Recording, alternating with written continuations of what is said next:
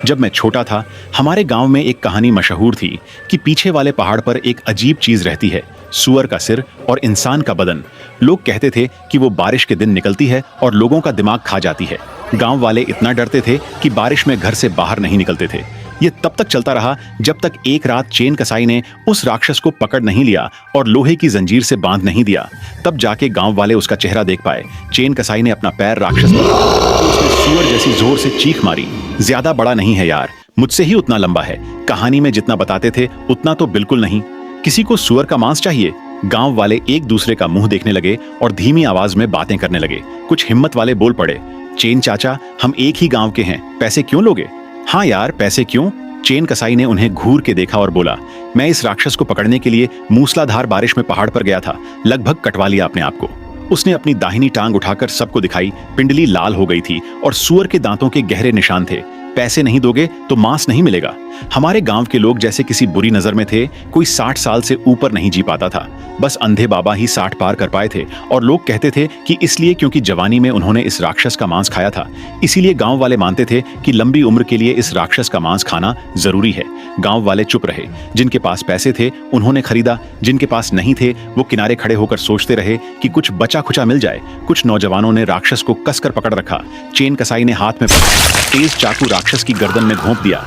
राक्षस की चीख कान फोड़ू थी और खून जमीन पर बह गया। चेन कसाई ने सारी जिंदगी सूअर काटे थे। उसका हाथ बड़ा माहिर था। उसने आसानी से पूरा सिर काट दिया और मेज पर रख दिया। बिना सिर का धड़ जमीन पर पड़ा था। मैं डर गया और दादा के पीछे छुप गया। गांव वाले आगे बढ़े और जल्दी जल्दी मांस बांट लिया। मुझे भी 2 सूअर के कान मिले। जिंदगी बढ़ाने वाली चीज। मेरे दादा की उम्र उस वक्त 59 साल थी। 60 पर पहुंचने वाले थे। ये कान उनके लिए बड़ी काम की चीज थी। घर पहुंचकर मैंने दादी को कान दे दिए। दादी ने गोदाम में जाकर उन्हें पकाया। खाना मेज पर लगा। मैंने भी एक टुकड़ा मुंह में रखा और धीरे धीरे चबाया। सच में बड़ा स्वादिष्ट था। इस राक्षस का मांस सच में अच्छा है, बस पकड़ना बहुत मुश्किल है, दादी ने कहा और मेरी कटोरी में एक टुकड़ा और डाल दिया। छोटू, छक के तो देखो। पता नहीं क्यों जब से मुझे होश आया है मैं सूअर का मांस नहीं खा सकता था। खाते ही उल्टी होती थी। वो गंध मुझे सहन नहीं होती थी। दादी की नजरें उम्मीद से भरी थीं, इसलिए मैंने मजबूरी में कान का टुकड़ा उठाया। एक बार काटा और तुरंत थूक दिया। देखो इस बच्चे को, सूअर का मांस भी नहीं खा सकता। दादी ने वो थूका हुआ टुकड़ा उठाया और खुद खा लिया। मैं चुपचाप सूखी मक्के की रोटी खाता रहा। सुन छोटू, राक्षस का मांस खाने से लंबी उम्र मिलती है, दादा ने एक टुकड़ा मेरी कटोरी में रखते हुए कहा। मैंने दादा की तरफ ऊपर देखा। उनकी गर्दन एक घेरे जितनी मोटी हो गई थी। चेहरे पर 2 गहरी लकीरें आ गई थीं, जैसे किसी बूढ़े सूअर की। दादा, आपकी गर्दन मोटी हो गई है। दादा ने अपनी गर्दन को हाथ से छुआ। मोटी हो गई? दादी एकदम पास आ गईं। मुंह लगभग दादा के चेहरे से चिपका कर देखने लगी। नहीं, बिल्कुल ठीक है, दादी ने मेरी तरफ देखकर कहा। तेरे दादा की गर्दन ठीक ही है ना छोटू? सच में मोटी हो गई है, कम से कम 3 उंगली जितनी। मैं सोचने लगा शायद मैं गलत देख रहा हूं, पर नहीं, बिल्कुल साफ दिख रहा था। इसी उलझन में था कि दादा थाली का सारा मांस खा चुके थे। रात गहरी हुई। दादा दादी गहरी नींद में सो गए। खर्राटे गूंज रहे थे। मुझसे रहा नहीं गया और मैं दादा को देखने गया। उनकी गर्दन अब और मोटी हो रही थी, आंखों के सामने ही। मैं डर गया। उन्हें जगाना चाहता था, पर तभी बाहर से बिजली कड़की और मूसलाधार बारिश शुरू हो गई। बिजली की कड़क से मैं डर गया और रजाई में सिकुड़ गया। कुछ पल बाद हिम्मत करके सिर निकाला। दादा उठ बैठे थे। सिर झुकाए वो चारपाई से उतरे, दरवाजे तक गए और किवाड़ खोल दिया। ठंडी हवा का झोंका अंदर आया। दादा, जैसे सुना ही नहीं, सीधे बाहर चले गए। मेरी आवाज से दादी जाग गईं। क्या हुआ दादी? दादा बाहर चले गए। दादी एकदम उठ बैठी, घबराकर बाहर निकली और दादा को ढूंढने लगीं। अभी दरवाजा खुला था और वो बाहर चले गए। तूने पहले क्यों नहीं बताया? अगर उन्हें कुछ हो गया तो तेरी खाल उधेड़ दूंगी। दादी यह कहकर तेजी से बाहर निकल गईं। मैं भी पीछे चला। दादी, मैं भी चलूंगा, अकेले डर लग रहा है। वापस जा, दादी ने मुझे धकेला और अंधेरे में आगे बढ़ गईं। मैं दरवाजे पर खड़ा रहा। चुपके से झांका तो देखा एक सूअर के सिर वाला राक्षस दादी के एकदम पीछे पीछे चल रहा था, बहुत पास। दादी, पीछे देखो, सूअर वाला राक्षस है तुम्हारे पीछे। दादी ने सुना ही नहीं, चलती रहीं। राक्षस भी उनके साथ साथ चलता रहा। धीरे धीरे दोनों अंधेरे में गुम हो गए। मैं पीछा करने की हिम्मत नहीं जुटा पाया। दौड़कर कमरे में गया, दरवाजा अंदर से बंद किया और कोने में दुबक गया। बस यही सोचता रहा, बारिश रुको, बारिश रुको। लेकिन अगली सुबह भी बारिश जारी रही। दादा दादी नहीं आए। दोपहर को जब बारिश रुकी, मैं अभी बाहर निकला ही था कि देखा दादा आ रहे थे। उनके चेहरे पर गहरी उदासी थी। पीछे गांव के कुछ लोग थे और कुछ नौजवान लकड़ी का तख्ता उठाए हुए थे।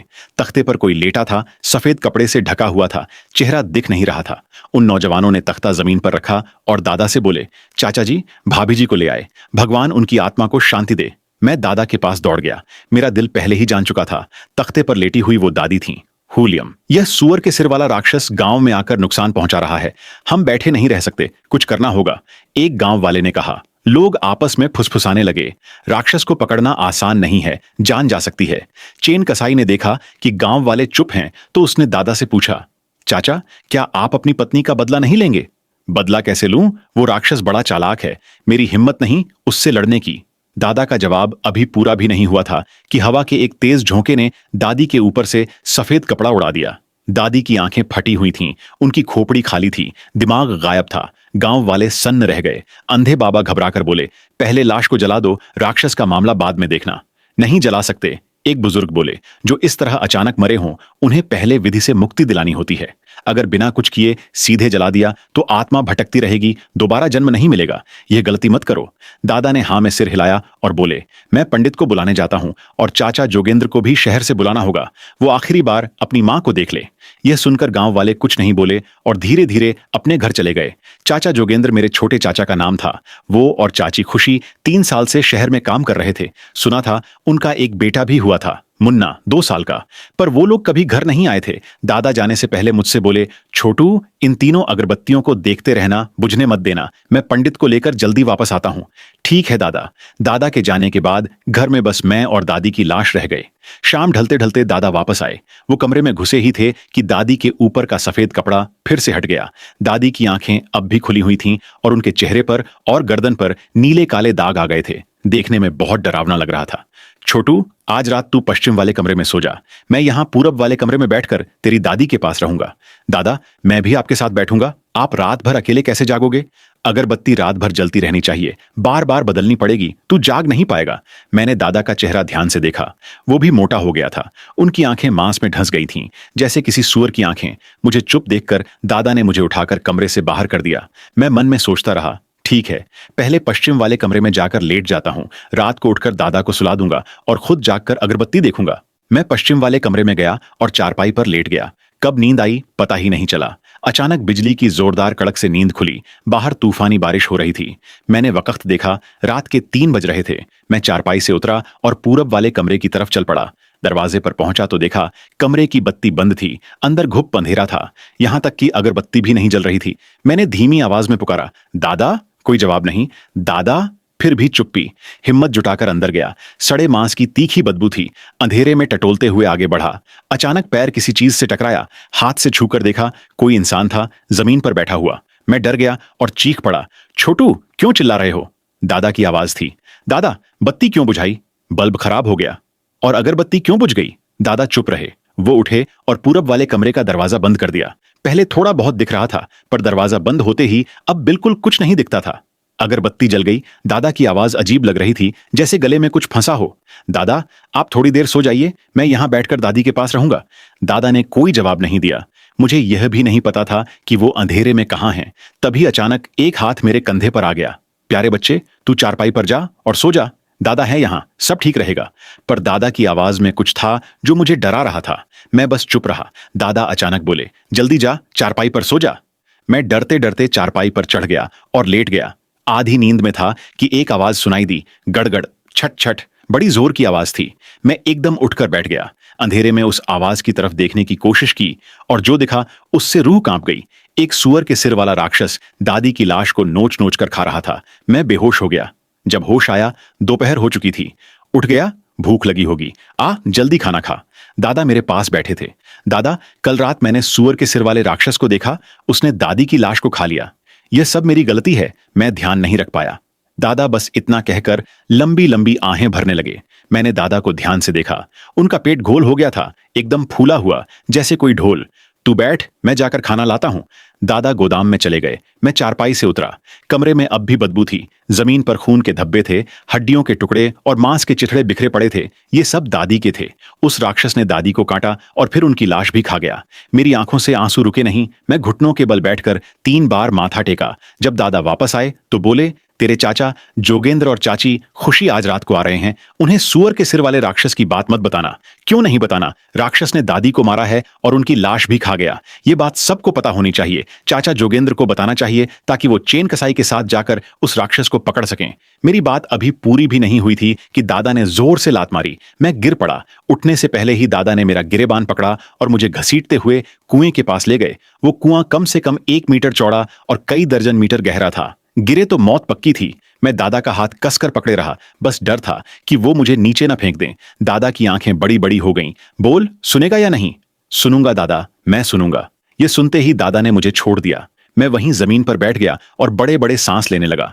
दादा का गुस्सा पहले कभी ऐसा नहीं था। दादा ने मेरी आंखों में झांका। उनकी नजरों में खूंखार भाव था। कुछ पलों बाद वो भाव धीरे धीरे कम हुआ। दादा मेरे सामने बैठ गए। उनके चेहरे पर एक अजीब सी मुस्कान आई।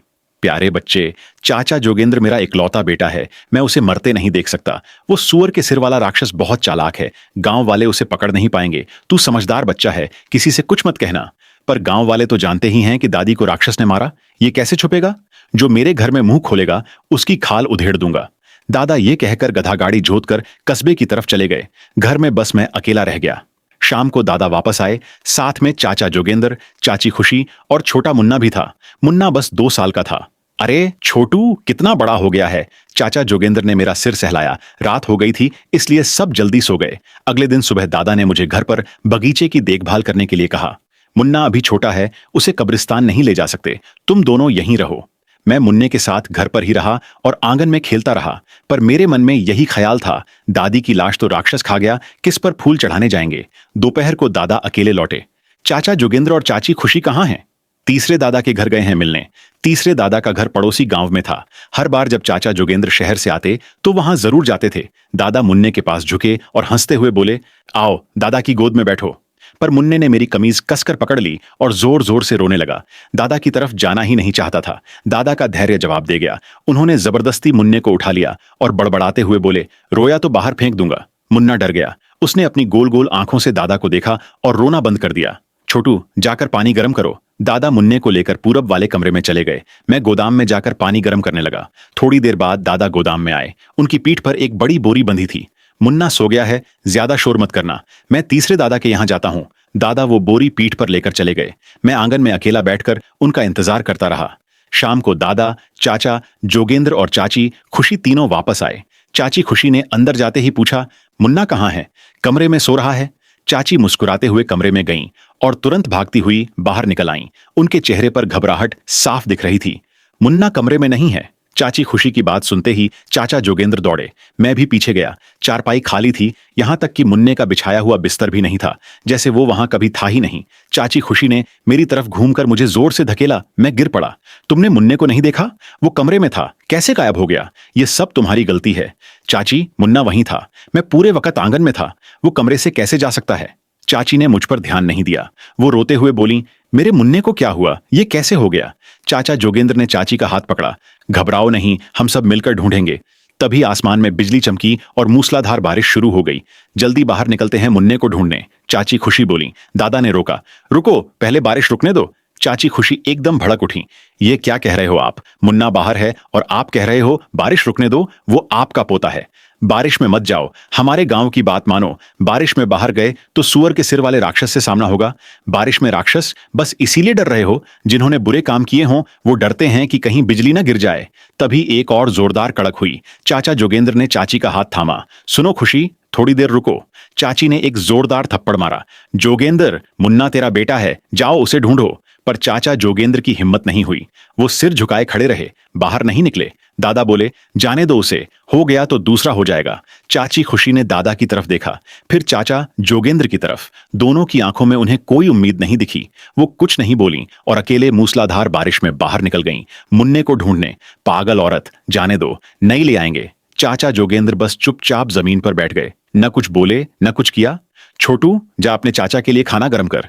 मैंने सिर हिलाया और रसोई की तरफ चल पड़ा। अगर आपको यह वीडियो पसंद आई है तो वीडियो को लाइक करके हमारे चैनल हॉलोफ्लिक्स को सब्सक्राइब करें और इस कहानी का पार्ट 2 जल्दी ही आने वाला है। चाहिए तो कमेंट में पार्ट 2 लिखिए। अगर आप हमारी कहानी में शामिल होना चाहते हैं तो कमेंट में अपना नाम जरूर लिखें।